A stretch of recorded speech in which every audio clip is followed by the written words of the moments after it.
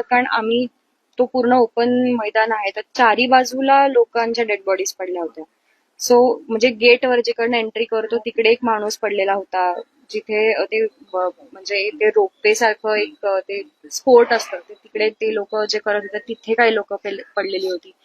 तिकडे खायचे स्टॉल्स होते तिथे काही लोकांना मारलं गेलं होतं. आता आम्ही जिथे थांबलो होतो ते स्टॉल्स होते लोकल लोकांचे, जिथे कपडे ते भाड्याने देतात शूटिंग करण्यासाठी. तिथे काही लोक आमच्या, तर जसं माझेच वडील होते तिथे, तर असं सांगू नाही शकत की ते एक्झॅक्टली कुठून आले. फक्त ते पळत जाताना पहाडी टुवर्ड्स गेले एवढं मी सांगू शकते. आता तिथेही वर अजून काही स्पॉट्स आहेत. आता आम्ही जो थांबलो होतो तो मिड पॉइंट होता, त्याच्या वर पण आणखी काही स्पॉट्स आहेत जिकडे आम्ही नाही गेलो. तिकडे काही लोक अडकली होती, ती वाचली लकी त्यातली काही लोक, पण मध्ये जे रस्त्यात होते त्यांना पण धरून मारलं गेलं. सो सांगू नाही शकत की ते कुठून आले होते. किती होते साधारण, किती लोक होते? मी तरी 4-5 लोकांना पळत जाताना पाहिलं, पण ते एक्झॅक्टली किती आहेत नाही सांगू शकत. तुमची सुटका कशी झाली? सुरुवातीला काय म्हटलं त्यांनी तुमच्या समोर आल्यानंतर, आणि किती साधारण वेळामध्ये हे सगळं? साधारण 15-20 मिनिटाचा हा खेळ चालू होता पूर्ण. म्हणजे आम्ही पळेपर्यंतच मी सांगते, मी एक्झॅक्ट टायमिंग, आता ती सिच्युएशन अशी नाही ना मी कॅल्क्युलेट करेन टाइम की किती वेळ चाललंय, कारण त्यावेळेला एक मिनिटं पण आपल्याला एक तासासारखा वाटतो. सो मी त्याच्यावर नाही काही सांगू शकणार, पण साधारण 15-20 मिनिटं ते आले, पूर्ण फायरिंग झालं, आम्ही एकमेकांना सांभाळणं वगैरे सगळं मध्ये 15-20 मिनिटाचा टाइम गेला असेल.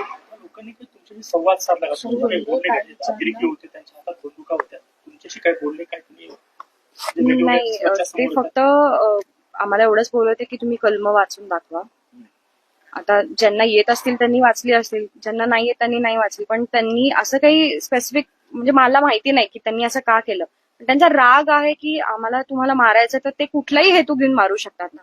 सो आपण स्पेसिफिकली नाही सांगू शकत की याच रिझनमुळे मारलंय किंवा कुठलं काय. आता त्यांच्या डोक्यात काय हे आपण नाही सांगू शकत. आता माझे वडील म्हणाले तुम्ही जे म्हणाल ते मी करतो, पण तरी त्यांना मारलंच ना. असे कितीतरी लोक असतील जे त्यांना म्हणले असतील की आम्ही काहीच केलं नाही, तुम्ही आम्हाला का मारताय. सामान्य लोकांना मारण्याचा हेतू काहीही असू शकतो, त्याच्यावर आपण काहीच कमेंट नाही करू शकत. महिलांना आणि पुरुषांना असं वेगवेगळं केलं होतं का? नाही, सगळे फॅमिलीज आपल्या आपल्या फॅमिली सोबत होते. आता एक इन्सिडेंट तर आमच्या कळण्यात आला की एक मुलगा आणि आई म्हणजे काहीतरी स्पोर्ट्स का फोटोज त्यांचा चालू होतं, त्यांचे जे वडील होते ते स्नॅक्स आणायला गेले होते, तर त्यांच्या इथे गोळी मारली गेली होती. ते जेव्हा आले तेव्हा त्यांना कळलं की आपल्या नवऱ्याला, म्हणजे आपल्या वडिलांना मारलं गेलंय. सो तो मुलगा ओरडला की इनको मारा है तो हमें भी मारो. तर मग ते तेव्हा बोलले की हम तुम्हें नहीं मारेंगे, हम औरतों को और बच्चों को नहीं मारेंगे असं. पण असं नाहीये. त्या शूटिंग म्हणजे त्या फायरिंग मध्ये एक 17 वर्षाचा मुलगा होता, त्यालाही गोळी लागली होती, तोही गेला. एक्झॅक्टली नाही माहिती, कारण आम्ही आमच्याच गोष्टींमध्ये होतो. प्रत्येक जण तिथे आक्रोश करत होता. प्रत्येकाच्या फॅमिलीतला एक पर्सन, म्हणजे एक कर्ता पुरुष गेलेला आहे. तुम्हाला ते कपल तर माहिती असेल, ते खूप सगळ्या न्यूज मध्ये दिसतात. ती मुलगी माझ्या शेजारी बसली होती. 16 एप्रिलला आय थिंक लग्न झालं आणि तिचा नवरा नेव्ही मधला ऑफिसर होता.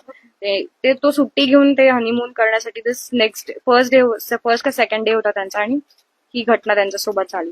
तिचं असं म्हणणं होतं की तिच्या नवऱ्याचे श्वास चालू होते, पण आय डोंट नो पुढे उपचार करताना मे बी त्यांची डेथ झालेली असू शकते. असं